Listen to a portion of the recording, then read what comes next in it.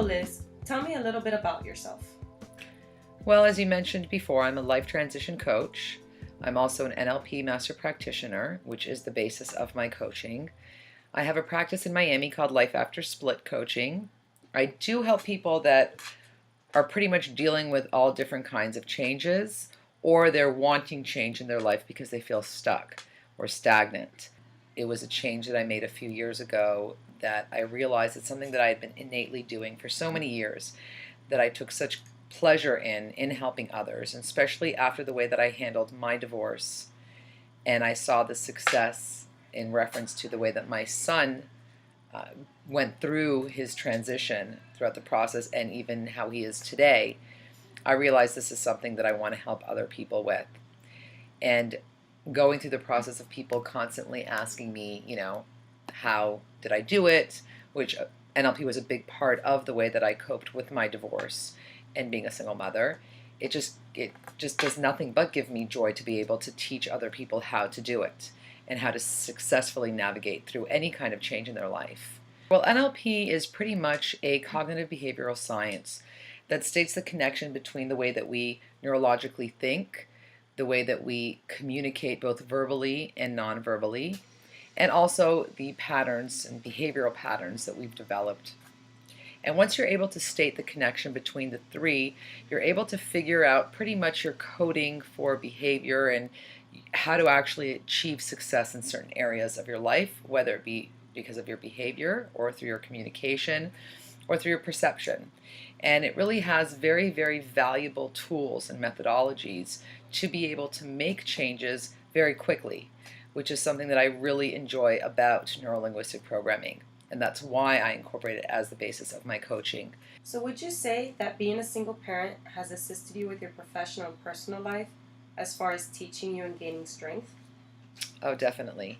I mean, of course, single parenthood is a challenge, although there's a lot of benefits to it as well. Sometimes when you're married, you get caught up in your marriage and in your family, and you lose a lot of yourself. And that's something that you really have to gain as a single mother or a single father in any way, because you can't lose sight of yourself. You are the role model. You are the person that is in charge of your household at the time for your children. So you really have to take care of yourself, and you have to be a lot more aware of what you're doing. You don't have somebody else, another adult around to point out certain situations of what you're doing. You have to be very self-aware. So being a single mother, not only has helped me in my own personal growth and learning more about myself and how I communicate to be able to get the results that I want from my son, but it's helped me in my career, obviously, being able to experience the trials and tribulations and what needs to be handled and how to handle them, that I'm able to help others in the same situation. So it's definitely helped me in many areas, just in personal growth and in being a strong individual that learns how to cope with situations so that I'm prepared for anything that comes my way. What would you say to those single mothers out there that want a career but feel they can't do it? Well, first of all, I would definitely remove the word can't from their dialogue. That's the first thing I would say. And if they would tell me, well, I can't do it, I would ask them, well, what if you could? Because if you're in a situation, this is a big part of NLP too, and it's a lot about positive psychology. Any form of coaching is going to have positive psychology involved. We want to give the mind food that is positive food to think about, to focus on, to develop images and pictures for you. Everybody does it differently, and everybody has their own technique of how they'll create an image about something. But you really have to know the positive aspect of what that image is that you want. So if you keep saying I can't or I don't, then really that's what your mind is going to focus on, and it's going to create a really great picture of you not being able to do something. This is not what you want to focus on. So the minute you do catch yourself saying I can't, because the reality is that everybody can. It's a matter of setting your mind to it. It's a matter of physically being proactive. It's not just about thinking something that's going to make it happen. That's the first step. First step is thinking about how would it feel, if you could do something like that? How would it feel? How different would your life be if you were able to do it?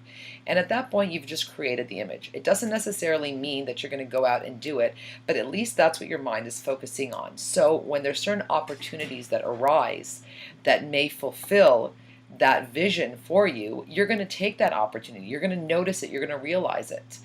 If you've created this picture for yourself that you can't do it, that's pretty much what you're going to focus on, and you're just limiting yourself from a lot of opportunity in life.